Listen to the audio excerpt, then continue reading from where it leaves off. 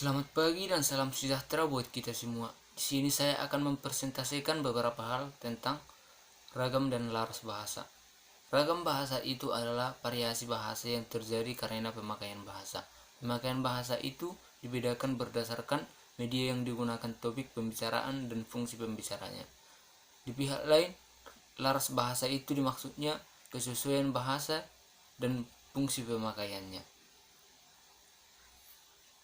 Di gambar kedua ini kita melihat hal yang bisa mendasari kita untuk dapat memahami tentang apakah bahasa itu ada, yaitu kemauan, keinginan, interaksi, kebutuhan, tuntutan. Sedangkan pada gambar berikut ini mempertanyakan, pernahkah kita mencari literatur tentang mengapa ada bahasa? Namun tahukah Anda, bahasa itu justru sangat dekat dengan kita. Justru dengan kedekatan itulah kita tidak mengetahui bahwa bahasa itu muncul atas dasar dan teori tentang apa. Di gambar berikut ini kita juga dapat melihat linguistik bahasa terkecil yang dapat membedakan arti, yaitu fonetik, fonemik, dan konvensi. Dan pada gambar berikut ini kita melihat berbagai satuan bahasa kecil yang terdiri dari mikro dan makro linguistik, yaitu 1 bunyi, 2 lambang, 3 dinamis, 4 sistem, 5 makna, 6 insani, 7 variatif, 8 arbitrer, 9 konvensi, 10 produktif, 11 unik, 12 universal. Pada gambar berikut ini kita dapat melihat sistem atau cabang dari mikrolinguistik.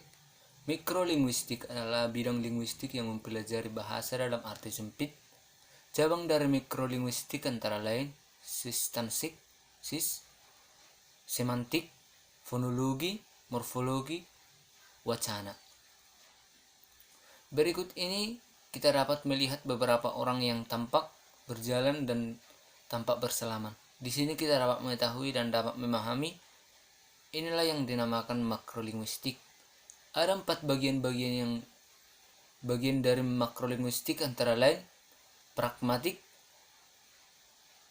psikolinguistik, sosiolinguistik, antropolinguistik.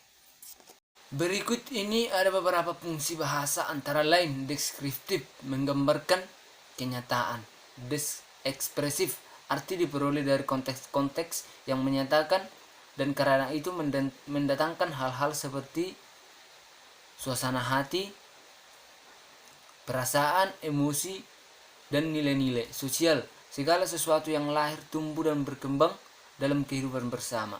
Ada beberapa fungsi bahasa yang harus kita ketahui. 1. Personal, mengungkapkan pendapat. Regulator, memengaruhi sikap dan pikiran. Interaksional, hubungan sosial. Informatif, menyampaikan informasi. Heuristik, belajar memperoleh pengetahuan.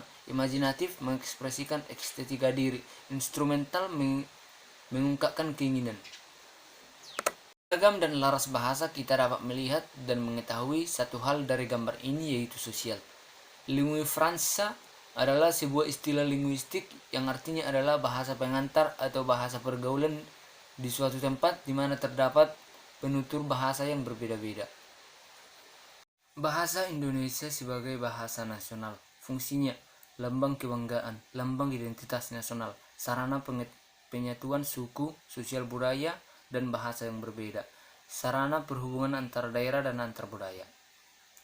Bahasa Indonesia sebagai bahasa kenegaraan, resmi kenegaraan, bahasa pengantar pendidikan, sarana perhubungan pada tingkat nasional, sarana pengembangan kebudayaan, pengetahuan, dan teknologi.